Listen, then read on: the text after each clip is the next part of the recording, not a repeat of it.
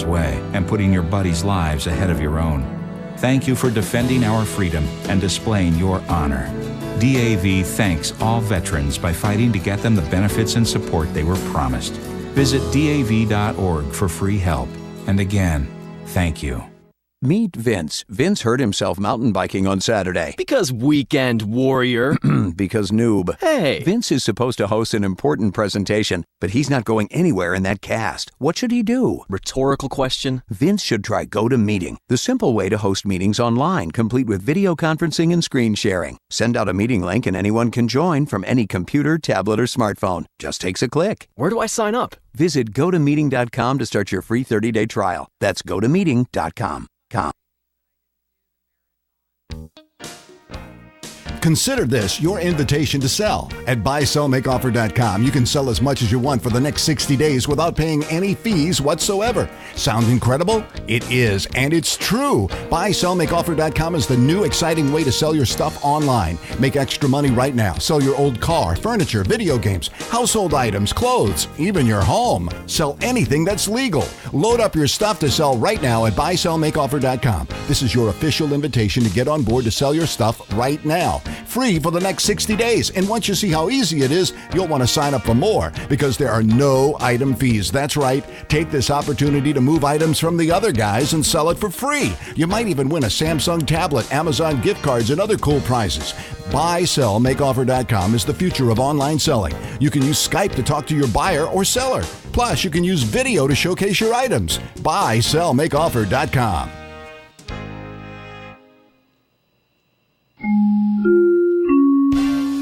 Good afternoon. It's 3:03. I'm Di Rice with the very latest in live local news here on Kcaa 1050 AM.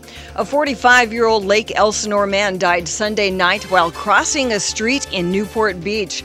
Donald Fuschetti was struck around 8:15 as he was walking south on Rutland Road, crossing Westcliff Drive in a crosswalk.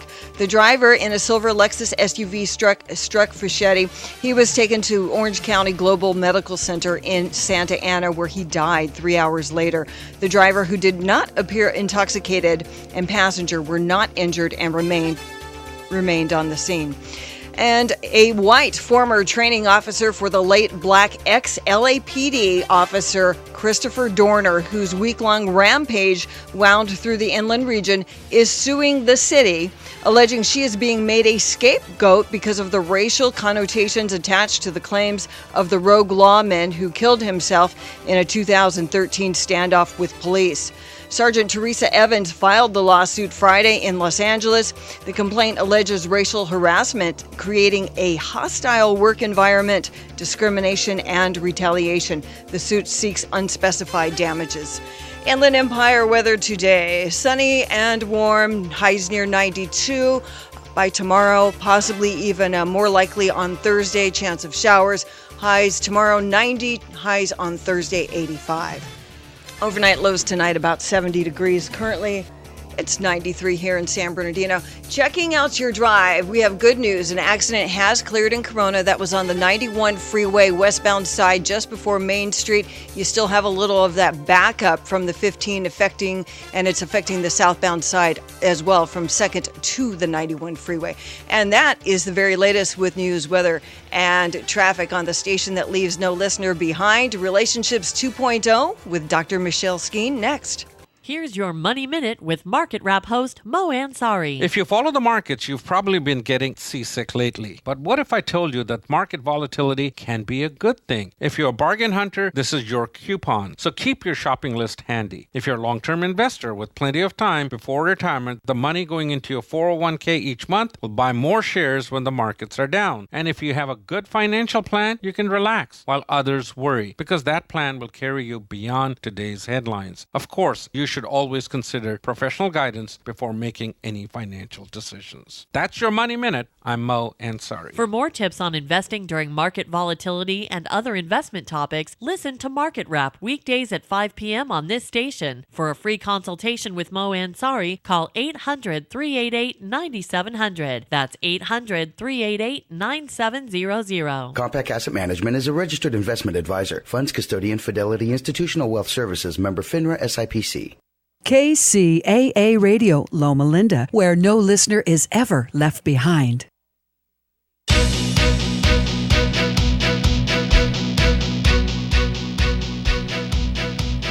Welcome to Relationships 2.0. I'm Michelle Skeen. My special guest today is Sarah Avent-Stover. She is the author of The Book of She, Your Heroine's Journey into the Heart of Feminine Power. Welcome, Sarah. Hi. Thank you so much for having me. I'm doing really well today. Thank you. Good. Thanks for joining me. So when your publicist sent me the book and asked me if I was interested in having you on the show to discuss it, I had this initial resistance to it. And the reason I bring this up is because you talk about this in the book. And, I deal with this all the time with my clients. And I mean, obviously in my own personal life as well, that the things that we resist are really the things that we, often need to deal with. The whole idea of discussing feminine power and what all of that means, because I think that, in a way, it's really, in part, it's difficult to be, to embrace the feminine side of yourself in society because we're so busy trying to perform like men do and proving that, in some way we're as equipped as they are to do all the things that they do. So after I had that initial thought and recognized it, I realized that I definitely needed to have you on the show and that I definitely needed to read your book. And I'm glad I read your book, and I have a feeling I'll be glad that I had you on the show as well.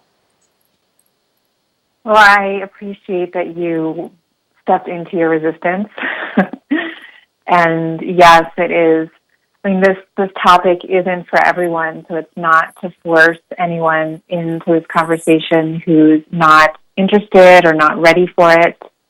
And resistance can often be our friend to tell us, hey, I'm a little bit overwhelmed, this is too much. And resistance can also be, like you said, a signpost that we're getting closer to the truth, that we're getting closer to what we really want. So it does take that pause within ourselves to see, is this too much, or is this actually just fear of going deeper? Yeah, exactly. And then when I got to your part in the book, well, actually, let me get to that in a little bit. First, I'd love for you to introduce yourself and how you came to all of this to our audience, and what brought you to this place and how you can best kind of summarize what this book is all about. And then I have some specifics that I'd love to discuss with you. Sure. Well, I'm a meditation and yoga instructor, and I'm the founder of a global community called The Way of the Happy Woman, and also an author of the book by that same name that came out several years ago. And I founded and wrote The Way of the Happy Woman as a result of my own personal struggles. In my early 20s, I was diagnosed with the early stages of cervical cancer. I was just graduating from an all-women's Ivy League college in New York City, and I was very much a perfectionist and an overachiever. I pushed myself really hard and ignored my body and really suffered the consequences. I had eating disorders. I had a lot of anxiety. And then that diagnosis of the early stages of cervical cancer was just further validation that I was driving myself too hard. Mm-hmm. And that was a big wake-up call. And out of the blue, destiny had it that right after that diagnosis, I ran into an old friend who was going to head an international school in Thailand, and he offered me a job there. And I did some research, and I found out they had great health care. It was very affordable in Thailand. So 2 months later, I packed my bags, moved to Thailand. I thought I would just be there for a year. And then I ended up staying for 9 years. Wow. And the reason why I stayed so long was because I finally found my path. I met healers in traditional Chinese medicine and in nutrition who helped me to start to work with my body as a woman. I started studying yoga more, started dabbling, and then more intensively focusing on Buddhist meditation, because Thailand is a Buddhist country primarily.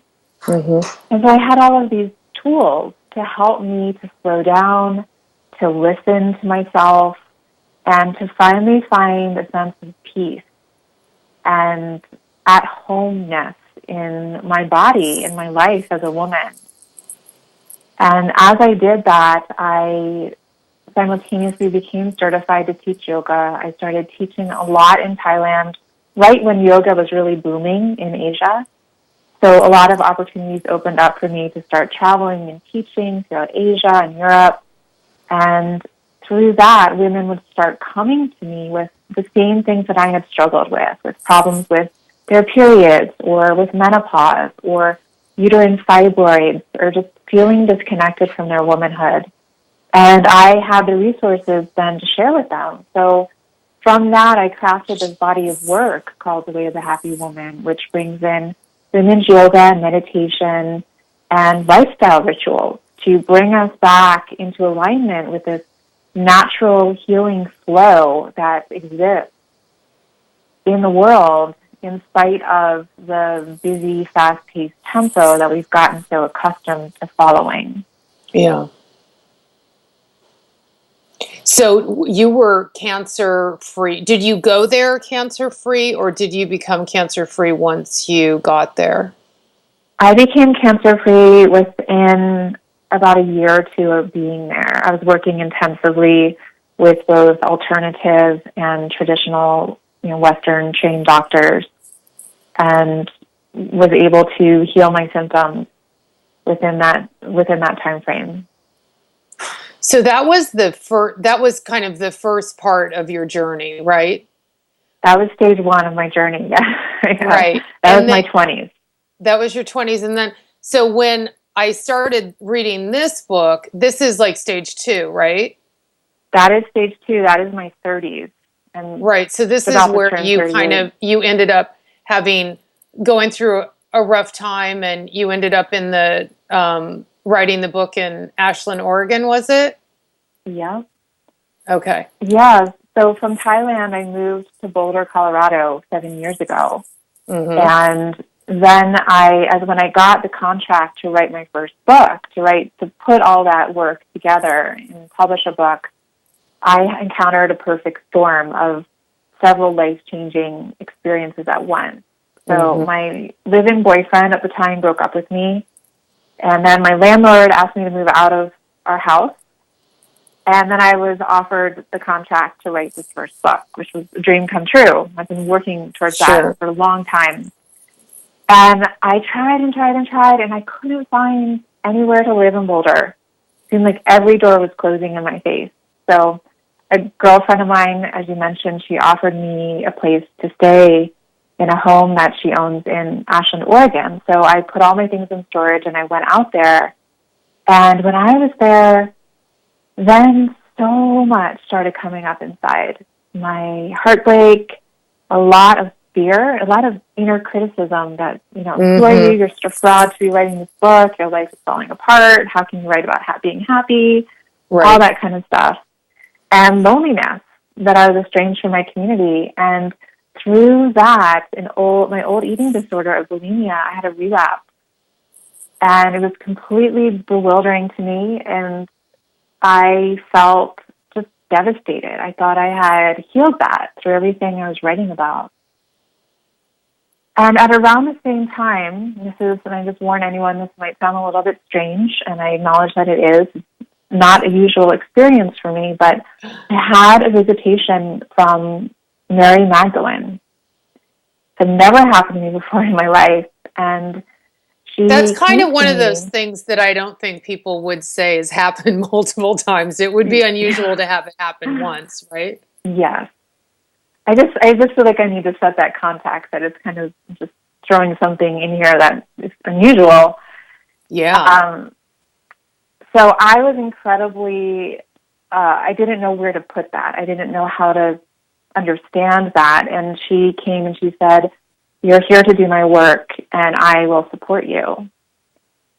And so I was having this simultaneous of this relapse in the eating disorder, a lot of anxiety, and then these visitations from Mary Magdalene sharing with me information.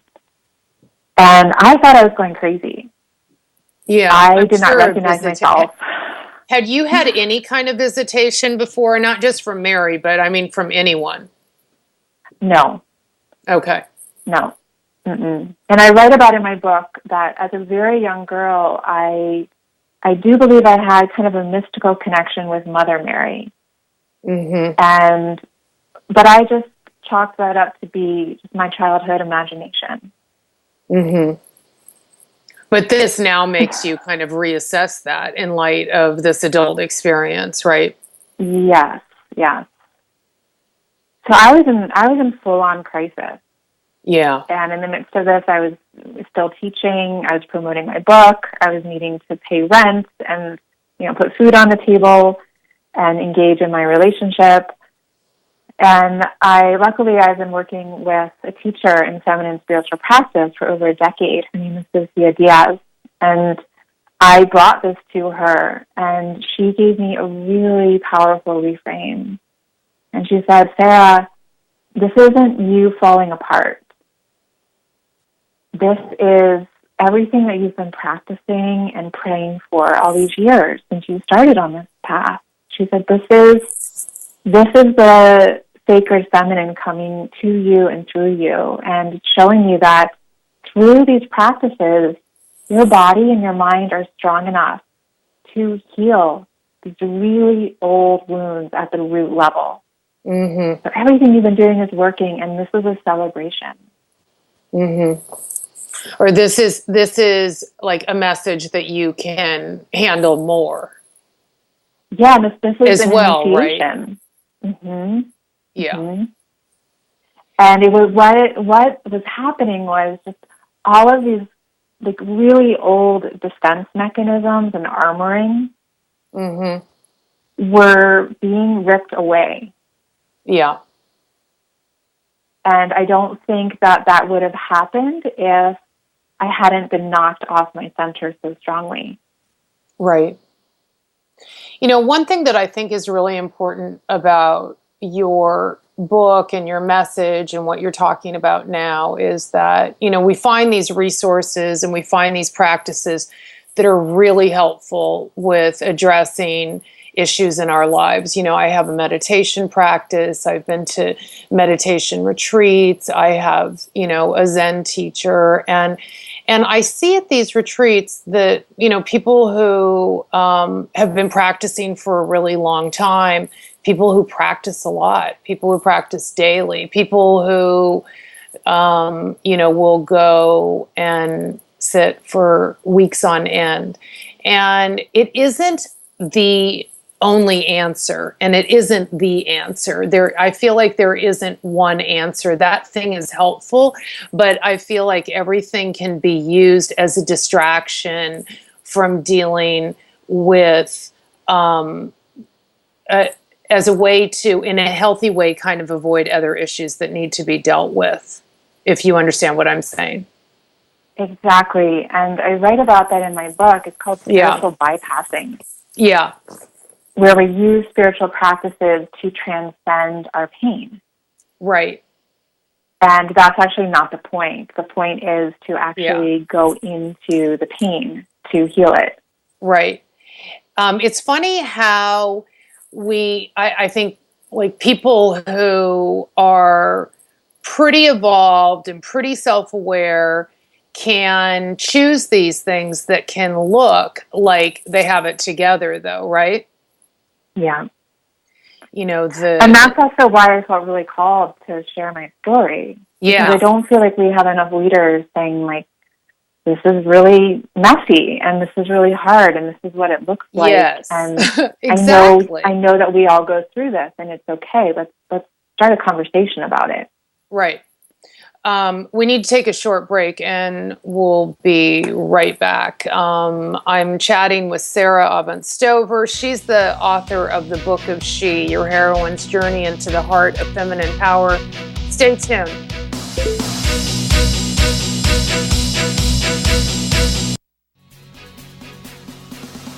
Do you tend to overreact and let your emotions rule your interactions with others? Do you become defensive or find it difficult to see things from another's point of view? You're not alone.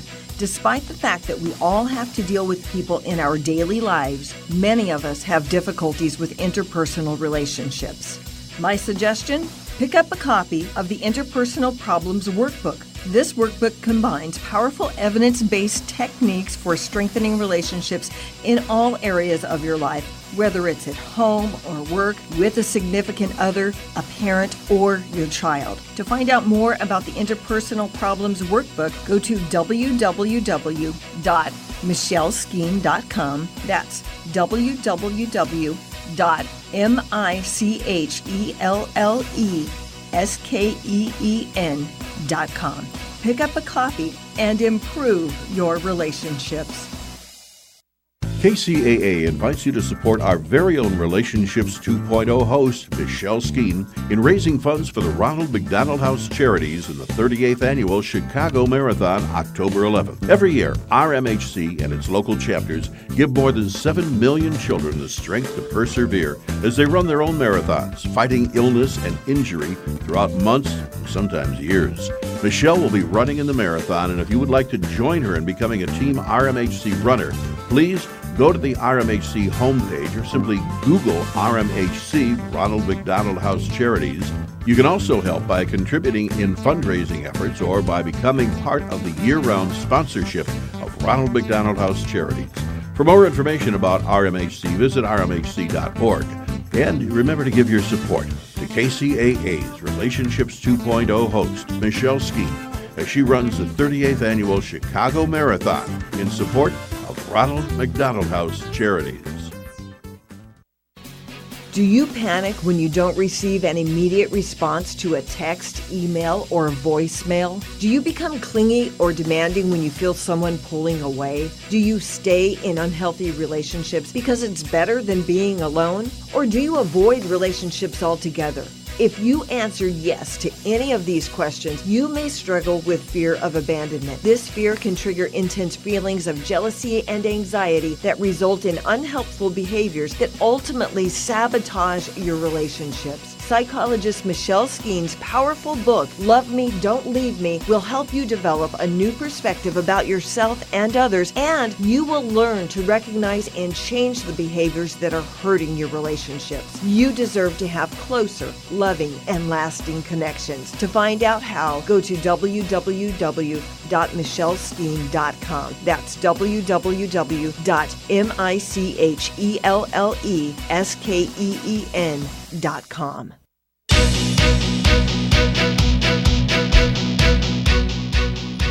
Welcome back to Relationships 2.0. I'm chatting with Kcaa Relationships about her new book, The Book of She. You can find out more about Kcaa and her previous book by going to her website, thewayofthehappywoman.com. Thanks for joining me, Kcaa. Thanks for having me. So I love this term that you use in the book called spiritual bypassing. And it's just really interesting to me how high functioning and successful avoidance can look. Yeah. And that people can give the the perception that they're doing well. I also really appreciate in the book, and as you were mentioning before we went to break, that getting to a better place is messy and it involves a lot of work. And I always say that to my clients, and I say that in my own books, because there's no one answer. You can't put the book under your pillow and wake up in the morning and be better. You have to, you have to dig deep, and it's uncomfortable. And I think that there's a constant message that we get that there are things we can do to avoid discomfort, that we don't need to experience discomfort. Yeah, there's an addiction to feeling good. And Yeah. I'm not saying, and I know that you're not saying either, that we should feel horrible all the time, but we grow strong and we grow powerful by learning to get comfortable with discomfort. Yeah, exactly. Because every day there's numerous things that are uncomfortable, whether it's we have a headache, or we didn't sleep well, or we get stuck in traffic, or we get a mean email. I mean, there's just countless things that are challenging. Yeah. So we need to practice in those little cases so that when something big happens, we're ready. Yeah. One of the things, there are a couple of really, great things in your book that I was really attracted to. I'm wondering if you would discuss the attachment. So you're talking about women in this book, and then the first, let me get to it. Hold on. You talk about the role of the father, right? Mm-hmm.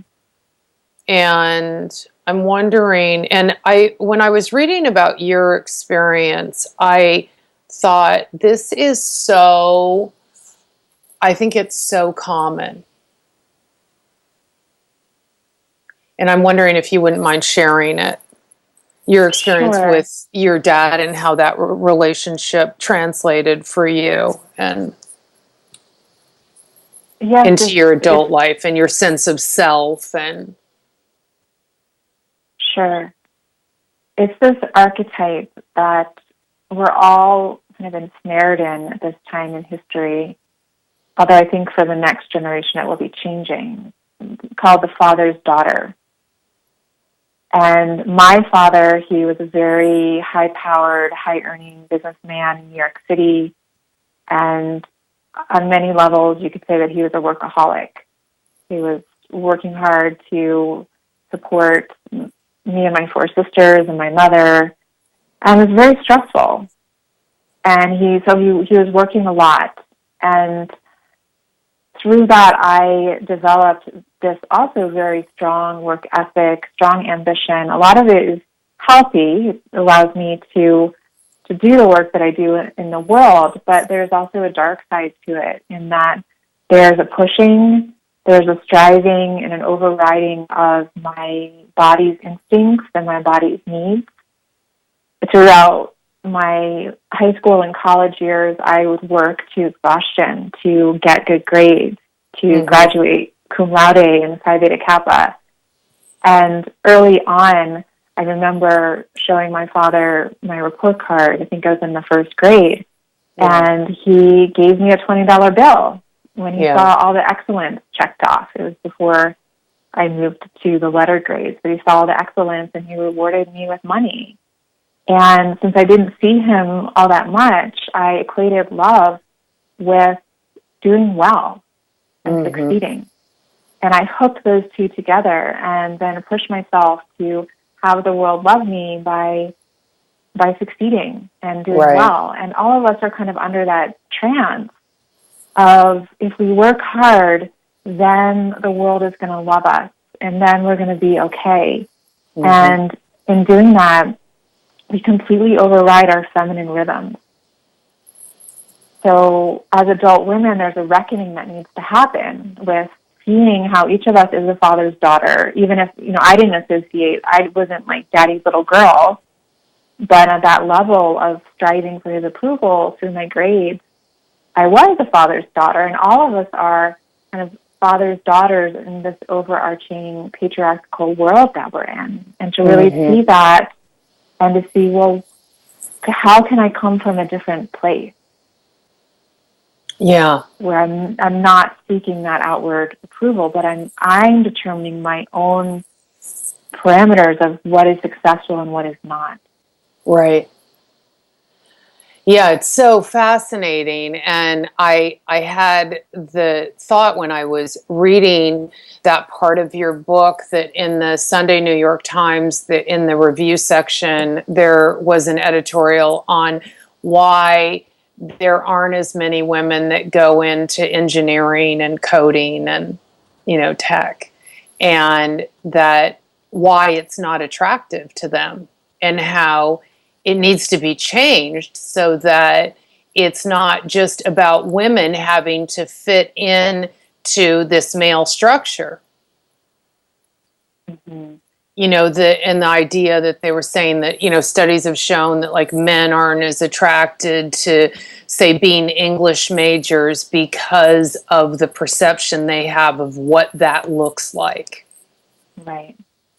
And, but I think that there are probably fewer instances of guys not going into a particular profession or major because of this, kind of overarching female,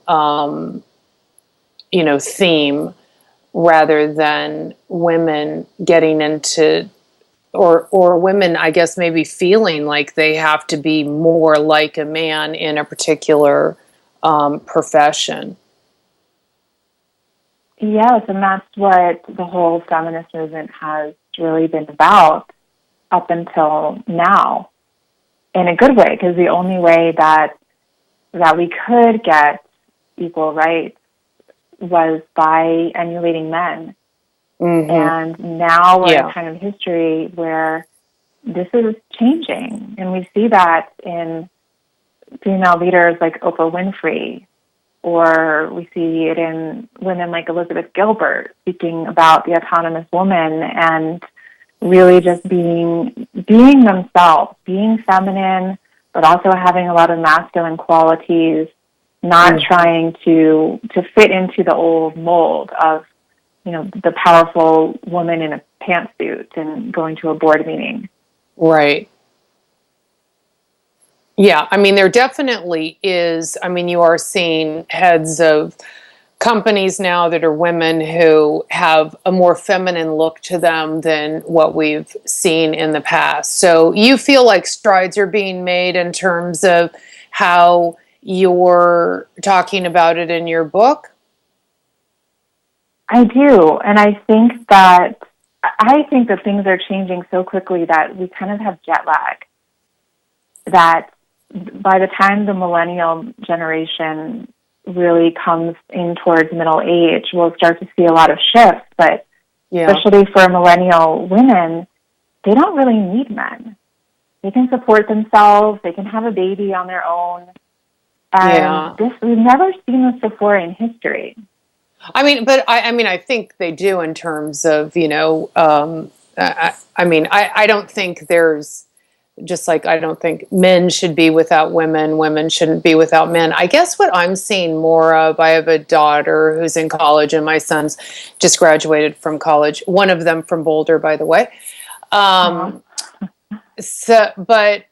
What I see more is the ease with which that age group, men and women, move together. That they're just more comfortable together than previous generations. There's kind of a blurring of gender. There are a lot of there's definitely more fluidity in the genders.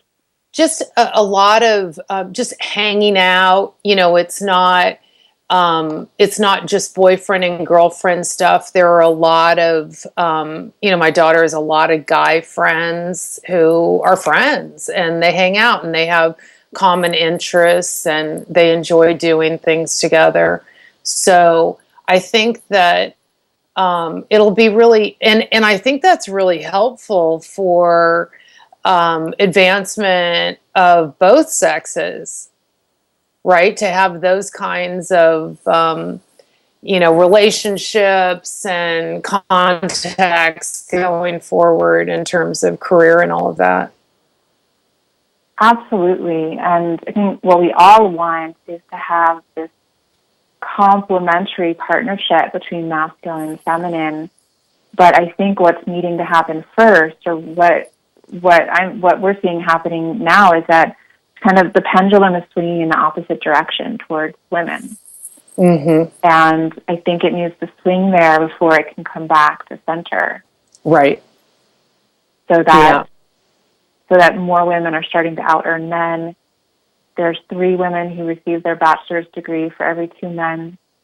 Most of the new job opportunities and scholarships go to women.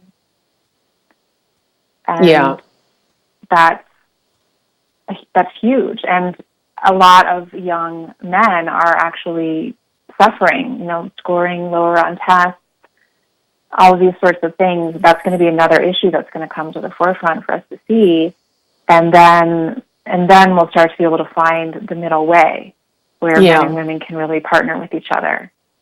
And I think then we need to look at other populations that, there has been such a focus on women and equal rights for women that we, now that that's getting better, need to look at other populations that are really suffering, like young Black males. Yeah. And what their life trajectory looks like compared to young white males. So there's always room for improvement. So you talk about that with the dad. Now, then you also talk in your book about the woman's relationship with the mom. What is important about the mother-daughter relationship? The mother-daughter relationship is so foundational to all of our relationships. It really sets the tone for the rest of our lives about how well we do or do not take care of ourselves, how we can or cannot regulate our emotions, and how we can be intimate with other people. So if our mothers were not really there for us, offering nurturance and safety and connection, which was a style of child rearing for a while, letting the child cry through the night, right? Not going to soothe him or her, and we experience the repercussions of that throughout our adult lives. And there's some statistics that have shown that there's greater incidences of addiction when we're not really parented well, or we have decreased immunity. So the list just goes on and on. Kind of failure to thrive kind of thing. Yeah, there's less resilience. Right. And less confidence that we can just go out in the world and that the world is our friend and we can get what we want out of life. Right. The world doesn't feel like a safe place. No. Because you haven't had that foundation. Yeah. So as adult women, we really need to reinvestigate, like, how was I mothered? And what was my relationship with my mother? And to see where the gaps were. We know that none of us are perfect, so it's not about pointing the finger and blaming our parents. They did the best that they could. Right. They were parented the way, they mothered the way that they were parented. So it's something that we pass on. They were certainly impacted by the way they parented, and somehow that played out in the way that they parented you, kind of thing. Definitely. I'm sure you have the same experience I have, which is that sometimes it's difficult to get at this information because it feels very disloyal for people to talk about, particularly I think for women, to talk about what they didn't get from their mother, what was lacking in that relationship.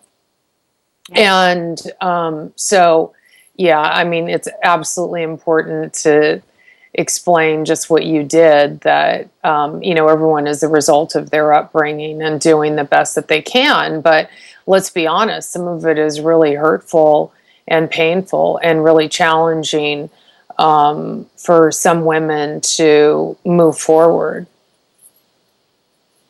Yes, and it is a very tender, intimate topic, and I think it does need to be explored in safe company with people who we really trust, and even just through private inquiry. Like, I share different exercises and contemplations in the book that can help us to just kind of do that inner inventory.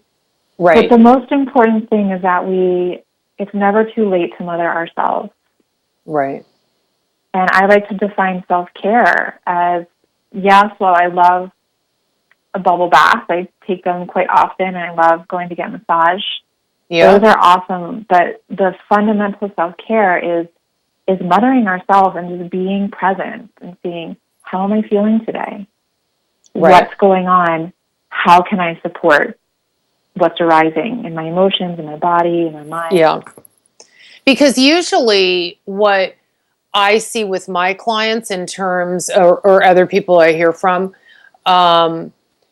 is that it was the lack of awareness of them that is what was really damaging and hurtful to them. So you're so right to, as a important part of self-care is bring awareness to yourself. I think it sounds really weird to say, but I think people numb out to themselves. And I think that's part of the reason why 60% of people are overweight. I mean, they're not paying attention to what they're putting in their bodies, what they're doing with their bodies, why they're doing it, what they're feeling. They're detached from their feelings. And one of the things that is we're going to have to go to for a quick break, but one of the things that is so interesting to me is that I think that women have this reputation as being really emotional. First they're getting their periods and then they're menopausal. They're always just kind of crazy. But something that I've been seeing a lot lately with younger women is that they're actually really detached. Like they're the way that they function is to detach from their emotions, that they're not really emotional. Like that's not a good thing to be capable of doing, but it's what they had to do to deal with their early childhood and adolescent situations, and it's their default in adulthood. And it's what's really depriving them of rich relationships, including the relationship with themselves. Mm-hmm. Yeah, we're mimicking that pattern of, if we felt abandoned at any level as children, then we're mimicking that because it's all we know, and we abandon ourselves. Right. Yeah, it's fascinating. We're going to take a short break, and then we'll be right back. We have to discuss the inner critic since it's a big part in your book. You're listening to Relationships 2.0. We're going to take a 2-minute break. Stay tuned for my chat with Sarah Stover.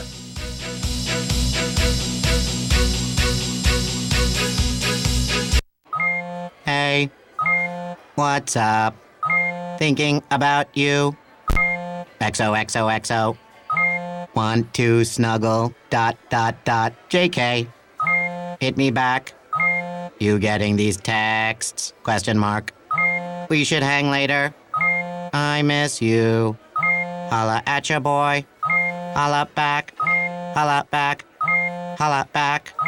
Are you at home? Where are you? What are you doing? OMG. You are making me mad. Are you with your ex? You better text me back. I'm waiting outside your house. Relentless, aggressive texting is like sending an angry robot to deliver your message. When does the robot become dangerous? Let us know at that'snotcool.com. That'snotcool.com. Brought to you by the Ad Council. Do you panic when you don't receive an immediate response to a text, email, or voicemail? Do you become clingy or demanding when you feel someone pulling away? Do you stay in unhealthy relationships because it's better than being alone? Or do you avoid relationships altogether?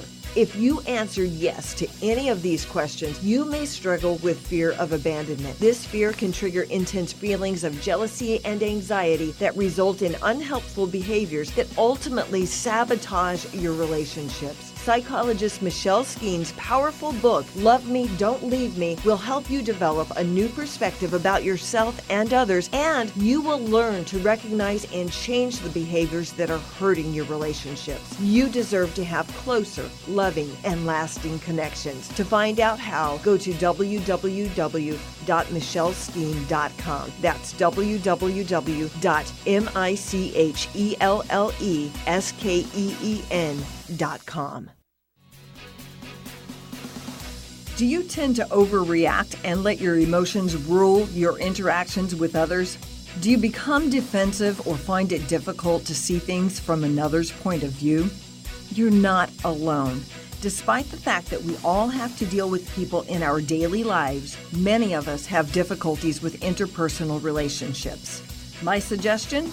Pick up a copy of the Interpersonal Problems Workbook. This workbook combines powerful evidence-based techniques for strengthening relationships in all areas of your life, whether it's at home or work, with a significant other, a parent, or your child. To find out more about the Interpersonal Problems Workbook, go to www.michelleskeen.com. That's www.michelleskeen.com. Pick up a copy and improve your relationships. When I was diagnosed with breast cancer, both of my daughters were pregnant, and everything I was looking forward to turned into everything I was going to miss. First words, first steps. Today, those babies are 3. I'm with them all the time. I don't know what's next, but I know I'm here today.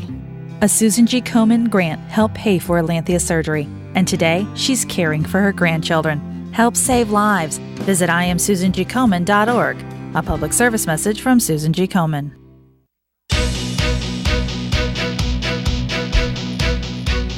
Welcome back to Relationships 2.0. I'm chatting with Sarah Avant-Stover.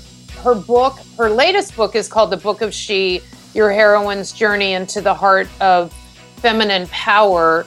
You can find out more about Sarah by going to her website, thewayofthehappywoman.com, which is also the title of her first book. So there's a lot to find out about Sarah, and please go to her website. Thank you so much for joining me. And I really appreciate how much energy and heart you put into this book. It certainly reads like that, and I suspect that's some of the feedback that you've gotten. Thank you. Yes, there was a lot of energy and heart that went into it, and I'm glad that that's translating in your experience. Yeah, it is. I mean, it's always, I read a book every week because I have an author on every week, and I can tell the people who wrote their books from their heart that it's truly something that they care about and that's important to them, as opposed to, I'm just writing about this thing because I kind of know about it, or I want to write a book. And so I always really appreciate when I can feel the author, and I think you gave, you gave of yourself for this book. So one of the things that you talk about, extensively in the book, and I guess because it's such an extensive part of everyone's life, is the inner critic. Mm-hmm. Talk about the role of the inner critic. The inner critic is the worst enemy that we have as women. And our inner critic is composed of all of the voices from our childhood, our caretakers, our school teachers, the media, the culture at large, that reprimanded us, that told us certain things about how we look or how we speak or how we don't speak or how we act is wrong. And then we internalize these and kind of create this greatest hits tape that keeps playing over and over in our minds. And it comes out when we want to try anything new, when we want to take a risk, and it comes out to hold us back. And some things can be like, for me, for instance, when I was working on my book, oh, you're such a horrible writer. You don't have anything good to say. Why don't you just stick to something you know? We all have our own version of that. And and the tick-tock of the clock, which is one of the things that I have going with my deadline, my looming deadline. You're never going to finish in time. It's all, for inner critic, it's all doom and gloom. Right. And the thing is that if we fight the critic, if we ignore the critic, it's just going to get louder. And the critic's job is to criticize and to help protect us from embarrassing ourselves. But the thing is that the inner critic's job is to protect our vulnerability, to protect this other inner personality called our vulnerable child. And that's all it's trying to do, is trying to protect our vulnerability from being hurt and exposed. And that was all well and good when we were young, and we didn't have the inner resources to do that ourselves, so our inner critic stepped in. But as grown women, that's not really a good choice anymore. That's not necessary, because we can actually mother our vulnerable child, which in women I call it our inner little girl. So when the critic is getting loud, when the stakes are high and where we want to do something new in life and take a risk, we need to sit down and have an inner conversation with the inner critic and say, hey, I hear that you're really upset, you're really scared about this, I hear your concerns, and I've got this.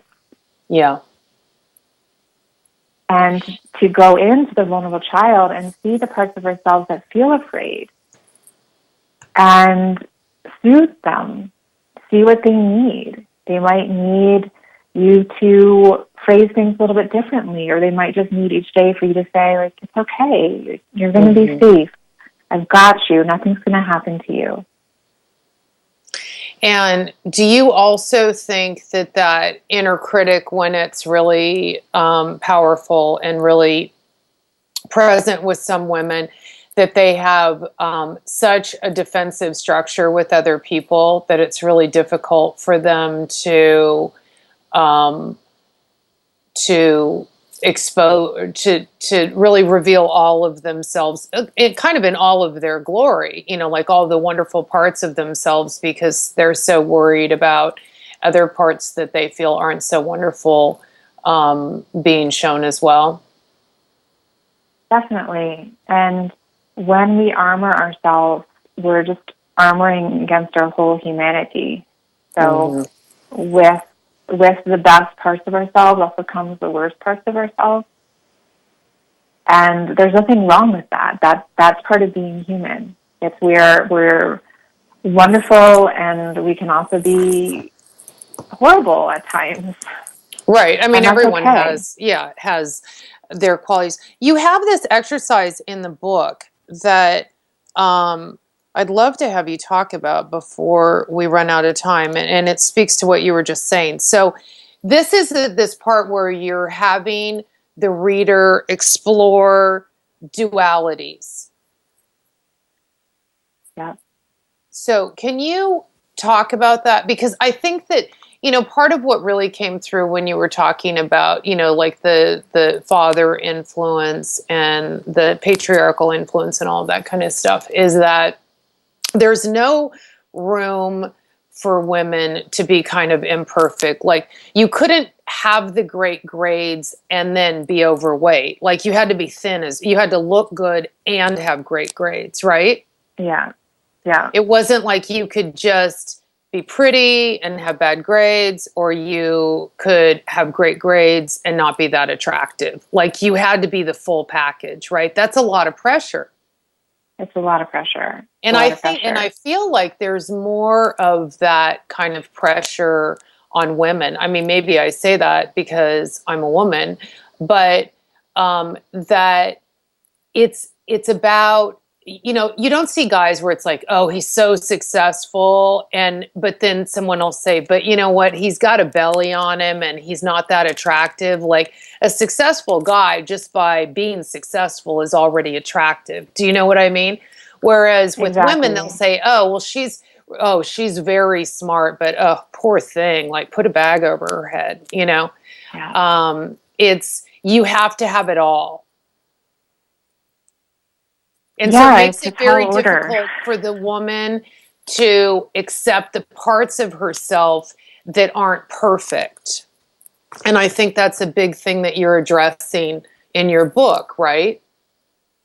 Yes, because whatever we're excluding and we're not wanting to experience or acknowledge is just going to grow bigger, and it's going to find a way to sabotage us. Yeah. So whether that's through an illness or life crisis, it will find its way in. Mm-hmm. And one exercise that I have that I like to do pretty much every day is a simple breathing practice. When I wake up in the morning, you can even do it when you're laying in bed. And when you inhale, you can say, I am willing to embrace my meanness. And when you exhale, you can say, I'm willing to embrace my kindness. Mm-hmm. And inhale, I'm willing to embrace my laziness. Mm-hmm. Exhale, I'm willing to embrace my ardor or my effort. Mm-hmm. Inhaling, I'm willing to embrace my successes. Exhale, I'm willing to embrace my failures. And we can go on like that and just include any of the dualities that are relevant for us and that we need to be aware of and just include in our lives again. Yeah. So it's almost like this idea of non-attachment in a way, because if you're going to attach to the good stuff, then you have to attach to the bad stuff, right? Yeah, and we're always going up and down. Like we all know that we can't stay up, but we all somehow beat ourselves up then when we're down. Right. Right, and then so your just whole kind of bringing in the law of the universe to our daily awareness. Yeah, it's so important. I think I just have the experience of so many women feeling like they didn't get the compliment, it's a bad day, or they did and it's a good day, right? That whole kind of acknowledgement, like positive acknowledgement, is something that has so much power. Yeah. Yes, and how can we root ourselves in a deeper sense of acceptance? Yeah. It's the part of ourselves that knows I'm going to be okay no matter what. Right. Yeah. So that those kinds of experiences aren't as powerful to kind of take that power away, right? Of the external. Yeah, so they don't shatter us. Yeah. Thank you so much, Sarah. Again, the book of She. It's a great book, Sarah. Thank you for coming on the show. I loved our chat. Thank you so much for having me and for your wonderful questions. Thanks. Be well and success with the book. Thank you. Bye. Bye. Bye, everyone. I'll be back next week.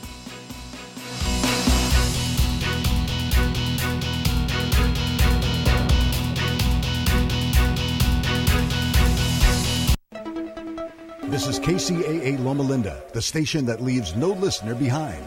CNBC News is next, a courtesy of BuySellMakeOffer.com, where you can post a video about items you have for sale. Sign up now. It's free. More signs of weakness in China's economy and worries about the start of corporate earnings season here at home, sending stocks lower today, despite that $106 billion merger deal reached between beer makers AB InBev and SAB Miller. The Dow down 50, the Nasdaq lower by 42. In earnings out after the bell, J.P. Morgan Chase missing Wall Street forecasts, mostly on a volatile stock market. It still managed to earn more than $6 billion in earnings. Tight cost controls helped railroad giant CSX top earnings per share forecast, but it hauled less coal and other freight, weighing on revenues. And even with sales of personal computers on the decline, chipmaker Intel still topped earnings expectations. Apple is adding Retina displays to 2 of its iMacs, enhancing photo and video quality. And this holiday season, free return shipping on anything purchased using your PayPal account. I'm Tom.